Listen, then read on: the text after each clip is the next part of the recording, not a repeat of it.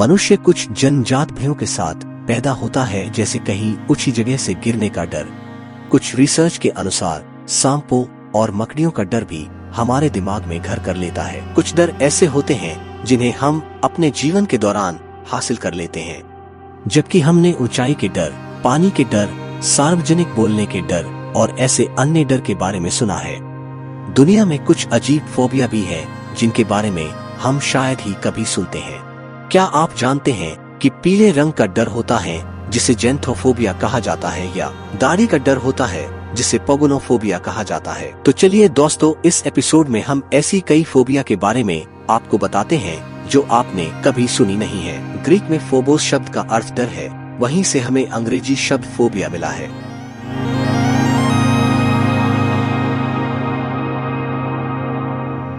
क्रोनोफोबिया एक विशिष्ट मनोवैज्ञानिक भय है जो समय बीतने का डर है और कभी कभी समय का भी डर होता है। जो लोग क्रोनोफोबिक है उन्हें लगता है कि वर्तमान क्षण जल्द ही अतीत बन सकता है और यह बहुत तेजी से बीत रहा है। उन्हें लग सकता है कि उन्होंने जीवन में पर्याप्त काम नहीं किया है और समय बीतता जा रहा है। एक फोबिया जो जिनके माध्यम से पारित हो सकता है वह अवसाद के माध्यम से शुरू हो सकता है। यह मुख्य रूप से बुजुर्गों और उन लोगों द्वारा अनुभव किया जाता है जो बाहरी संपर्क के बिना एक ही स्थान पर सीमित या फंसे हुए हैं। यह उन लोगों को भी प्रभावित कर सकता है जो अत्यधिक चिंता की स्थिति से गुजरे हैं।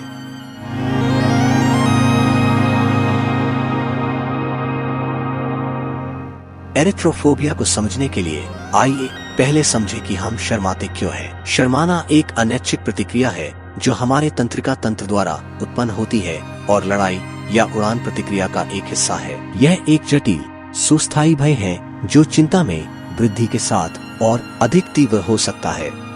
शर्माना कई चीजों की प्रतिक्रिया है जिनमें से एक चिंता है। जब हम चिंतित होते हैं तो हमारे शरीर में एड्रेनालाइन का स्तर बढ़ जाता है, जिससे रक्त वाहिकाएं चौड़ी हो जाती हैं, जिससे रक्त प्रवाह बढ़ जाता है। इससे हमारे चेहरे की नसों में वासोडिलेशन भी होता है जो लालिमा का कारण बनता है।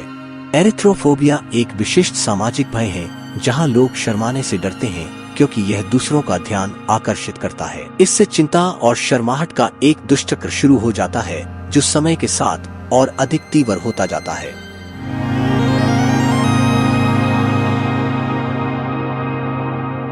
ओपरा विन्फ्रे को चिकली फोबिया है जो च्यूइंग गम चबाने से होने वाला एक दुर्लभ विशिष्ट डर है। उन्होंने कहा कि यह उनकी बचपन की उन यादों से उपजा है जब उन्होंने अपनी दादी को कैबिनेट पर च्यूइंग गम चिपकाते हुए देखा था और फिर वापस उसके पास आते देखा था।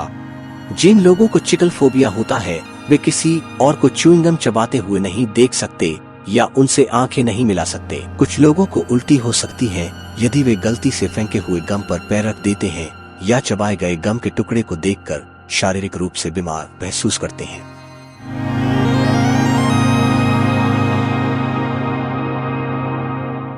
वेनस्ट्राफोबिया, जिसे कैलिगिनी फोबिया भी कहा जाता है, महिलाओं के डर गाइनोफोबिया से अलग है। यह फोबिया विशेष रूप से खूबसूरत महिलाओं का डर है और इसके बारे में बहुत कम बात की जाती है। जो लोग इस फोबिया से पीड़ित होते हैं उन्हें सांस लेने में तकलीफ, पसीना आना, मतली और अन्य लक्षणों का अनुभव होता है जब वे किसी खूबसूरत महिला को देखते हैं या उसके करीब होते हैं। कई लोगों को पैनिक अटैक का भी अनुभव होता है। उनका फोबिया उन्हें अपने उन प्रियजनों से दूरी बनाए रखने के लिए मजबूर कर सकता है जिन्हें वे सुंदर मानते हैं। इस डर का कारण अचेतन मन में निहित है, जहां संभावना है कि अतीत में किसी खूबसूरत महिला से जुड़ी कोई दुर्भाग्यपूर्ण घटना घटी हो। अलग अलग लोगों में लक्षणों की गंभीरता का स्तर अलग अलग होता है।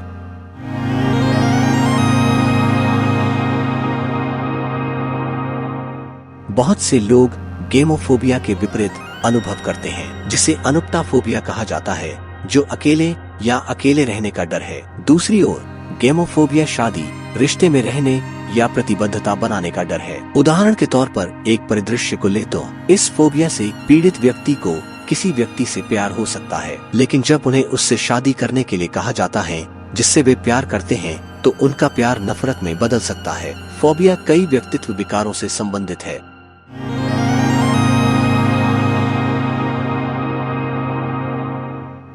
फोबिया या फोबिया का डर होने का चिंता विकारों से गहरा संबंध है। फोबोफोबिया विशेष रूप से उन संवेदनाओं का डर है जो व्यक्ति तब महसूस करता है जब वह डरता है या किसी ऐसे फोबिया का सामना कर रहा होता है जो उसे पहले से ही है।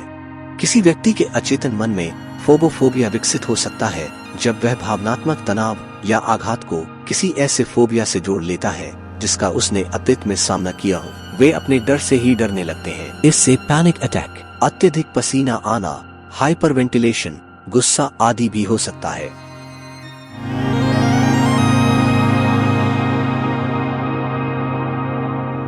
यह सामान्य ज्ञान है कि स्टीफन हॉकिंग को एलियन से डर लगता था। 2012 में उन्होंने लोगों को एलियन से सावधान रहने की चेतावनी दी, जो बाहरी अंतरिक्ष में घूम सकते हैं और उपनिवेश बनाने के लिए ग्रहों और लूटने के लिए संसाधनों की तलाश कर सकते हैं। जेनोफोबिया किसी भी अजनबी या विदेशी का डर हो सकता है, या जैसा कि हॉकिंग के लिए था, अलौकिक प्राणियों का डर।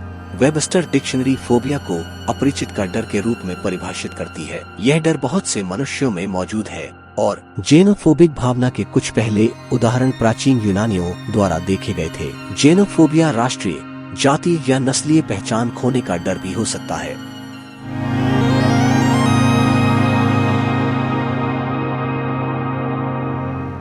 अमेरिका की चिंता और अवसाद एसोसिएशन के अनुसार डिप्नोफोबिया सामाजिक चिंता या एक विशिष्ट फोबिया हो सकता है। यह इस बात पर निर्भर करता है कि यह कैसे प्रकट होता है। डिप्नोफोबिया भोजन करने, रात के खाने की बातचीत का डर हो सकता है और भोजन के बाद मतली या ऐंठन का कारण बन सकता है। हम में से कुछ लोग रात्रिभोज के दौरान होने वाली बातचीत को पसंद नहीं कर सकते हैं, क्योंकि कुछ घरों में भोजन ही वह समय होता है जब पूरा परिवार एक साथ बैठता है, और वह समय भी होता है जब असहज विषय सामने आते हैं।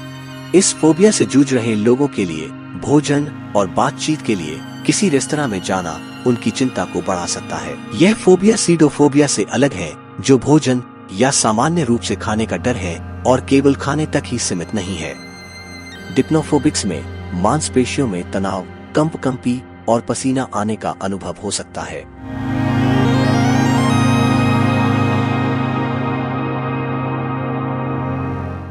तो दोस्तों, आपको ये एपिसोड कैसा लगा कमेंट बॉक्स में हमें जरूर बताएं। चलिए दोस्तों, इसके साथ हम आपसे विदा लेते हैं। ऐसी और एक रहस्य के साथ जल्द ही आपसे मुलाकात होगी।